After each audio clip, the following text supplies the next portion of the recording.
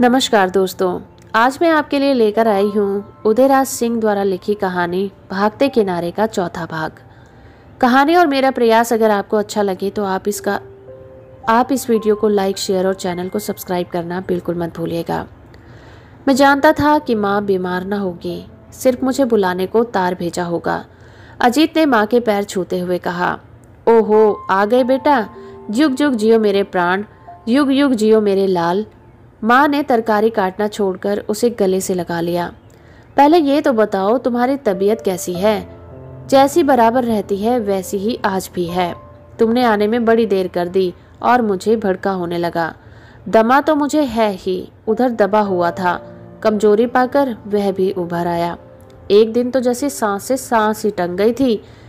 दोस्तों ने रोक लिया, नहीं तो कब का चला आता। हाँ वही राज, तुम तो उसके यहाँ ठहर ही चुकी हो। जब गंगा स्नान करने काशी गई थी तुम्हें यहीं ठहरना था, मगर तुम नाहक इतना घबरा जाती हो। मैं तो भला चंगा था। माँ का हृदय तुम क्या जानो बेटा।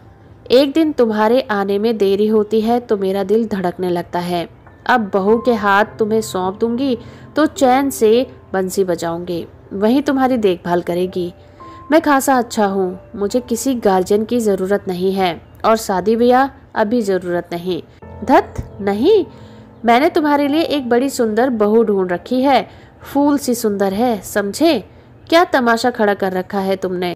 जब सुनो तो वही बहू बहू, दिन रात उसी की माला जपा करती हैं। लाओ कुछ खाने को तो दे, लाओ कुछ खाने को तो दो, रात भर से भूखा हूँ। बेटा तार आते ही तुम्हारे लिए पकवान बनाने बैठ गई थी। देखो अलमारी में तुम्हारे लिए इतनी सारी चीजें बना रखी हैं, तुम्हें तो बस मीठा चाहिए तो लो, यहाँ मिठाई की भरमार है।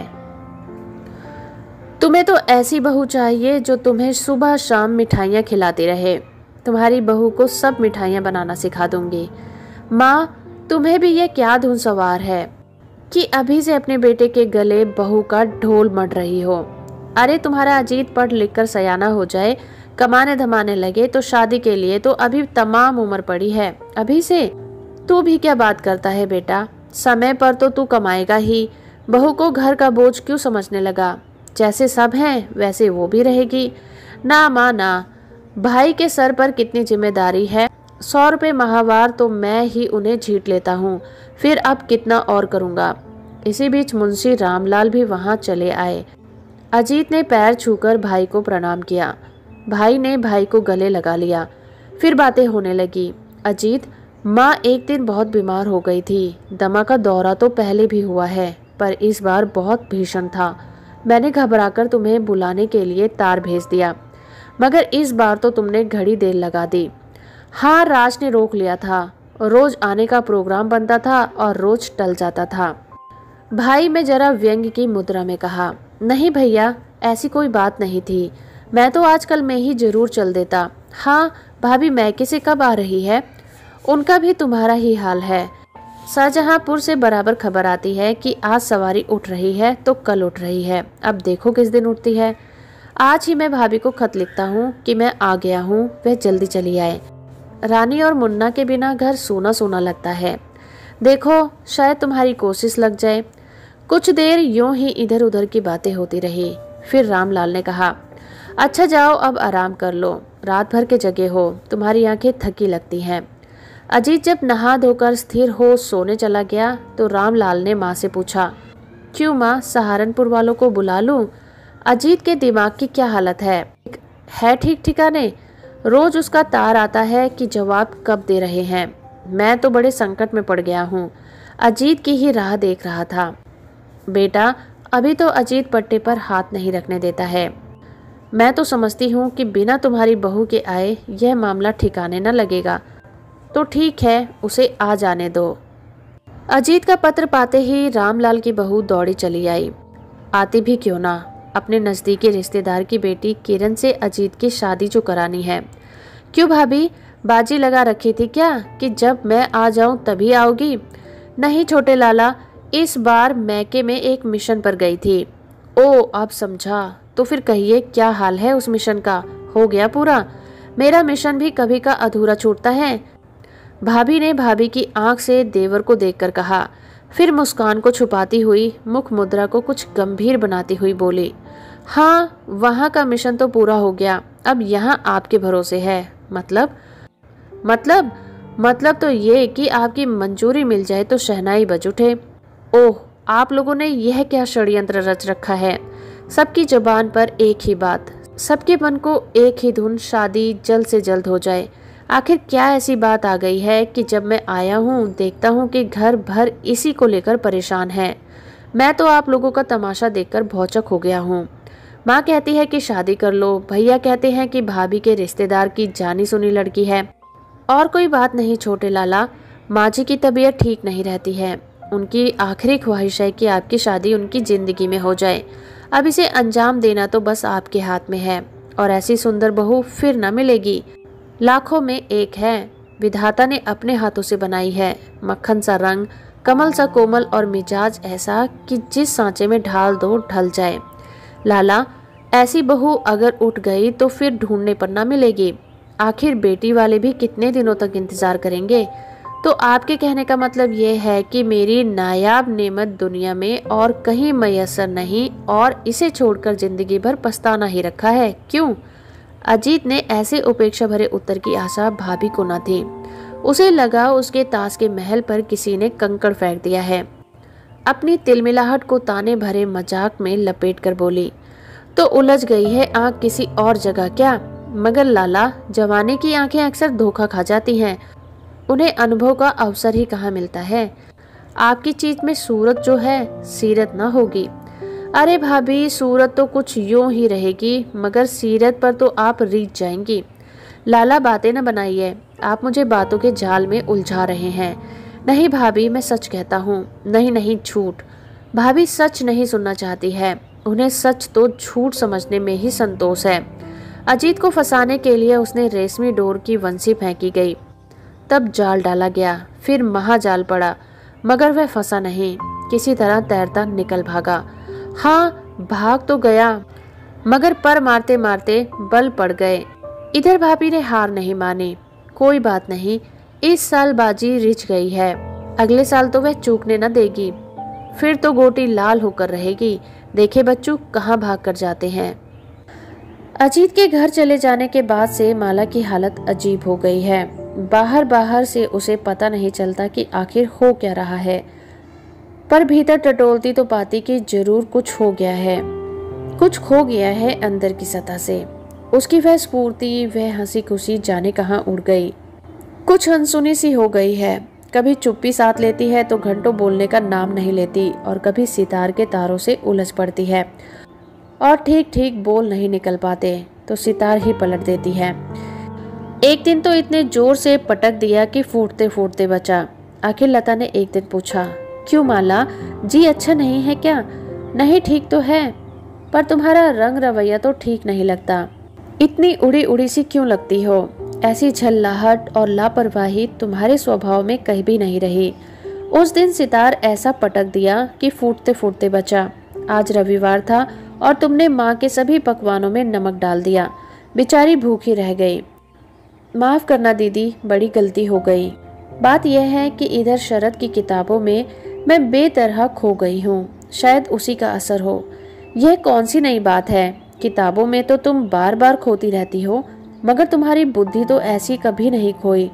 उसने दीदी की सारी दलीलों को हंसकर टाल दिया। माँ ने लता से कहा, माला अब बच्ची नहीं रही, बड़ी हो रही है। वह बाल सुलभ भोलापन कहाँ भाग गया राम जाने। अब तो चुप चुप बड़ी गंभीर सी लगने लगी है। फिर माला से कहने लगी, बेटी तू अभी बच्ची है, इतनी सयानी अपने को कब से समझने लगी? देख, गुड़िया खेलना तूने एकदम छोड़ दिया। मैं तो शादी के साल तक गुड़िया खेलती रही, गुड़िया गुड्डे का ब्याह रचाती रही, और तू इसी उम्र में बूढ़ी जैसी किताबों में आंखें गड़ाई रहती है। स्कूल खुलेगा तो पढ़ना, छुट्टियों में तो खूब खेला कर बेटी। माँ, मैं अभी इसकी किताब छीनता हूँ, बड़ी पढ़ने वाली बनी है, मालूम होता है ये पढ़ाकू है और हम सब खिलाड़ी हैं। कहते हुए राज ने झपट कर माला के हाथों से किताबें छीन ली। वह जाने कब से खड़ा चुपचाप बातें सुन रहा था और मौका पाते ही झपट पड़ा। सभी चौंक उठे, फिर ठहाका मारकर हंस पड़े। माला मुंह बनाने लगी। इतना जोर से झपटा मारा कि 2 पन्ने फट ही गए। जाइए आप भी, बड़े आए हैं किताब छीनने वाले, धत। राज ने किताब को दूसरे कमरे में छिपा दिया और कहा, आप दोनों झट तैयार हो जाइए और चलिए मेरे यहाँ, मैं मोटर लाया हूँ। मेरी माँ से आज आप दोनों को मिलाना है। बहुत दिनों से आप लोगों से मिलने को वह ललचाई हुई हैं। हमारे घर में बस एक ही प्राणी है और वह है मेरी माँ। उठो उठो माला, झट से तैयार हो जाओ। लता जी तो मालूम होता है नहा धोकर जाने कब से तैयार बैठी हैं। राज ने चाहा हाथ पकड़कर उसे खींचकर उठा दे, मगर उसके पहले ही माला उठ खड़ी हुई और नहाने जाती है। बाबा जाती हूँ कहते हुए गुसल खाने में घुस गई। लता ने देखा राज बाबू का बनारसी गोरा रंग, देह पर चिकन का चमकता हुआ बंगला कुर्ता, दूध से धुली हुई नाखूने कोर की धोती, गले में सोने की एक पतली लड़ी और कलाई में सोने की कीमती घड़ी, मुंह पर पान के बीड़े की ललाई और सारे वातावरण में मादकता बिखेरती हुई मंद मंद संदल के इत्र की खुशबू। हंसकर बोली, राज बाबू आज बड़े सवेरे बन ठन के निकले हैं आप, कहिए क्या बात है। राज ने छूटते ही कहा, बात क्या है, राज तो मन का राजा है, उसके मन में तो सदा बहार ही रहती है कि नहीं। हाँ हाँ क्यों नहीं, मुबारक हो आपका सदा बहार।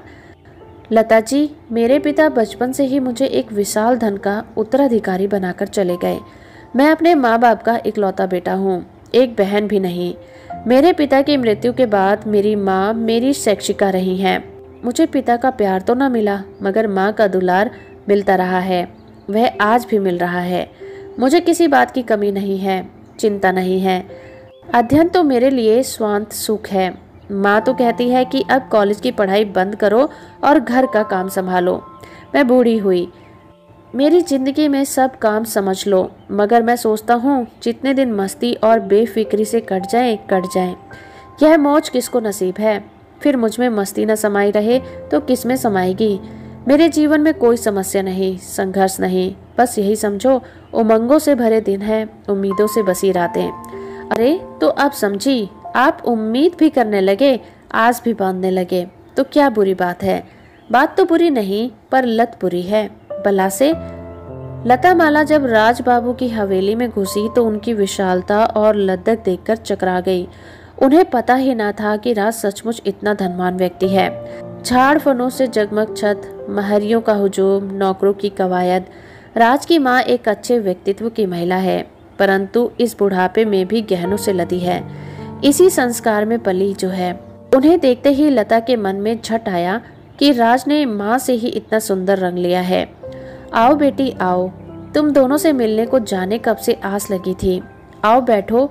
माँ को तो घर के धंधों और स्कूल से ही फुर्सत नहीं कि बाहर निकले, दिन भर खटती रहती है। वो तो बेचारी गरीबी के बोझ में दबी हुई है। लता और माला दोनों को यह रिमार्क अच्छा न लगा, मगर अपने को जब्त कर बैठी रही। बेटी, विधवा के कंधों पर जब मर्दों जैसा सब भार आकर पड़ जाता है तो यही हाल होता है। मुझे ही देखो, आंगन से बाहर पैर निकाले महीनों बीत जाते हैं। दिन भर दीवान की जुटे रहते हैं। कभी किसी कागज पर दस्तखत करना है तो कभी रुपयों की गड्डी निकालकर तहखानों में रखना है। त्योहारों के दिन में तो और आफत है। दिया जलाकर तहखाने में घुसो और राधा माधव के सब गहने निकालकर उनका श्रृंगार करो। रात भर सजग भी रहो कि कुछ गायब ना हो जाए। उधर चौके में जाकर 56 प्रकार के राग भोग भी तैयार करो। लोग बाग को प्रसाद बांटते बांटते जान जाने की नौबत। और जरा सी गफलत हुई तो मेहरियां पूरियां अपने साये में चुरा कर ले जाती हैं। यह लगातार ऐसा झमेला है कि दिन रात के 24 घंटे इसी चक्करदार परेशानी में बीत जाते हैं। माँ, इन्हें बातों में ही उलझा कर रखोगे या कुछ खिलाओगे भी? राज ने माँ की बात की लंबी डोर को बीच में ही काट दिया। हाँ हाँ, ओ बुधिया, ओ पियरिया, अरे कहाँ चली गई? नाश्ता ला, जल्दी कर। बुधिया और पियरिया ने पहले चांदी की चिलमिली में उनका हाथ धुलाया, फिर गंगा जमनी कई तस्तरियां लाकर मेज पर रख दी। घर की बनी सभी चीजें बड़ी लजीज थी, घी से चुपड़ी, मसाले से भरी। राज ने बड़े चाव से उन्हें खिलाया और खुद भी खाया। ये बेसन के लड्डू, यह मलाई में चना बादाम का हलवा, तो यह लंगर लता, एक पर एक सामने रखता गया। अभी जाने क्या क्या उन्हें खिलाता यदि वे पेट भर जाने की शिकायत न करती। यह पेट भी जीभ की जन्मजात दुश्मन होती है। नाश्ता के बाद माँ ने अपनी बड़ी गंगा जमनी पान दाने मंगाई और बनारसी पान के बीड़े लगाकर उन्हें खिलाए। फिर घंटों बातें करती रही, सब अपनी ही, उनकी एक न सुनती। दोनों का मन ऊब सा उठा और वे जाने को तैयार हुई तो राज ने कहा, माँ अब तुम आराम करो, उन्हें पहुँचा दूँ, बहुत देर हो रही है। लता और माला को जैसे किसी ने कैद से निजात मिली हो, जल्दी से माँ के पैर छूकर हवेली से बाहर आई। दोनों को पहुंचाकर जब राज घर लौट आया तो लता की माँ ने पूछा, बड़ी देर लगाई? राज की माँ बड़ी कपोड़ मालूम होती है, लता को तो उनसे खूब पट गई होगी। अरे कुछ न पूछो माँ, पूरे 3 घंटे तक बूढ़ी माथा खाए रही है। तो बड़ी दिलचस्प औरत, मगर बराबर अपना ही ओटे जा रही थी, दूसरे की सुनने को मोहलत कहाँ। लता ने हंसते हुए कहा, और माँ उन्हें अपने धन का बड़ा गुमान है और साथ साथ निर्धन के लिए मन में अपमान। उनका यह पक्ष मुझे जरा भी न भाया। हम गरीब हैं तो क्या, हमारा भी अपना आत्मगौरव है, अपनी इज्जत प्रतिष्ठा है। गरीबी पर उनका कटाक्ष मुझे बहुत खला। समाज में कोई धनी है, कोई निर्धन है। अमीरी और गरीबी धूप छां की तरह होते हैं, अपना अपना दुख सुख अपने अपने साथ है। मगर अमीर अगर गरीब और गरीब की मखौल उड़ाए तो यह समाज कैसे चले। उनका यह झूठा गर्व निंदनीय है। कहते कहते माला गंभीर हो गई। माला बड़ी सयानी जैसी बोल रही है, उन्हें पैसा है, यह गर्व न करेंगे तो हम करेंगे। बात तो सही है, मगर उनके पास धन है तो रहे, मुबारक हो उन्हें यह धन, मगर उसका प्रचार करने की, यो इश्तिहार बांटने की क्या आवश्यकता है। लता ने कहा, और इस ढली उम्र में इस तरह से गहनों में लदना, समझो कि गहनों के बोझ में दबी जा रही है। क्या तमाशा है, मुझे तो यह सब नकल की तरह लग रहा था। माला ने अपनी टिप्पणी पेश की। यह तो कहो नाश्ता क्या मिला? माँ ने पूछा।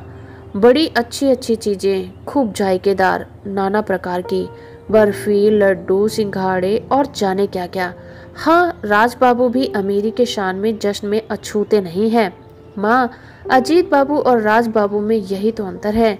अजीत बाबू बाहर और भीतर एक से हैं, मगर राज बाबू में यह बात कहाँ। यहाँ तो हम लोगों से खूब हिल मिल जाते हैं, मगर ऊंची हवेली में तो ऊंचे ऊंचे से दिखते हैं। क्यों जीजी, तू बहुत बाल की खाल निकालती है माला। इसी उम्र में इतनी छानबीन, मैं तो बातों से ही उलझ कर रह जाती हूँ। मुझे नहीं मालूम कि कौन कैसा है। कहती हुई लता बातों का सिलसिला बदल दिया। तो अभी आप सुन रहे थे उदयराज सिंह के द्वारा लिखी कहानी भागते किनारे का भाग 4। इसका अगला भाग लेकर मैं आपके सामने फिर उपस्थित होंगी। वीडियो से आखिर तक जुड़े रहने के लिए आपका बहुत बहुत धन्यवाद।